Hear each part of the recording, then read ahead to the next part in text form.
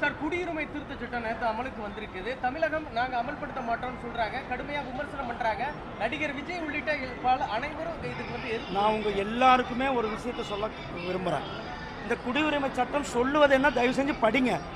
இந்த குடியுரிமை சட்டம் யாருக்கு பயன், யாரை எதிர்க்கிறது, இதில் யாருக்கு எதிராக இருக்கிறதுன்னு தயவு செய்து படிங்கள். இந்த குடியுரிமை சட்டம் ரொம்ப தெளிவாக, அதாவது பாகிஸ்தானில், ஆப்கானிஸ்தானில், வங்கதேசத்திலிருந்து அங்கே வந்து சிறுபான்மையினராக இருக்கப்பட்டு அங்கே அவர்களால் வாழ முடியாத சூழ்நிலையில் இந்தியாவில் வந்து அடைக்கலம் பூந்து 2014க்கு முன்னால் இருந்தவர்கள், அவர்களுக்கு குடியுரிமை கொடுக்குறோம்.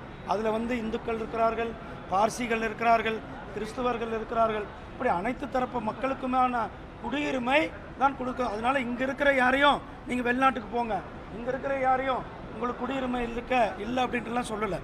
அங்கே வாழ முடியாத சூழ்நிலையில் இங்கே வந்திருக்கிறவர்களுக்கு குடியுரிமை கொடுக்கப்படுகிறது.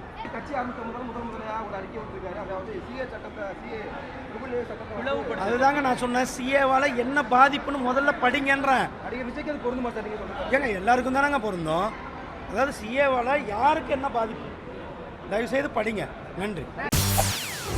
செய்திகளை உடனுக்குடன் தெரிந்து கொள்ள உடனே சப்ஸ்கிரைப் பண்ணுங்க.